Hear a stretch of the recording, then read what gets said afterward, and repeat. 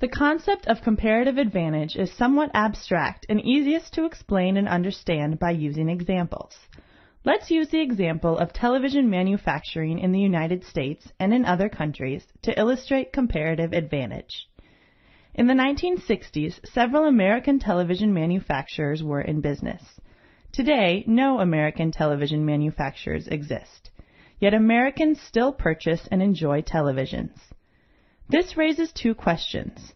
Why don't Americans produce televisions anymore? And how are Americans able to enjoy televisions if they no longer produce any? The single answer to both questions is a bit tricky. Americans do still produce televisions. In fact, they produce them with lower labor and raw materials costs than they did in the 1960s. The tricky part is that Americans produce televisions in a roundabout way, by producing pharmaceuticals.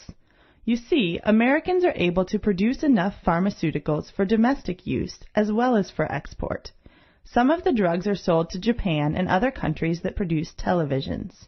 Japan, on the other hand, is able to produce enough televisions for its domestic use with extra capacity to produce sets for export to America. Now, it's not as if a direct barter exchange is occurring. America and Japan are not trading pharmaceuticals directly for televisions. The Japanese buy American drugs, and Americans buy Japanese televisions. Japanese yen and American dollars are exchanged first to facilitate these transactions. The net effect is that Americans are swapping drugs for televisions. Americans need pharmaceuticals, but they also need televisions. Why don't they just make both? They could have decided to make both. America could decide to produce everything it consumes for that matter, but it wouldn't make sense because America's resources, raw materials, people, hours in a day, work ethic, etc., are limited.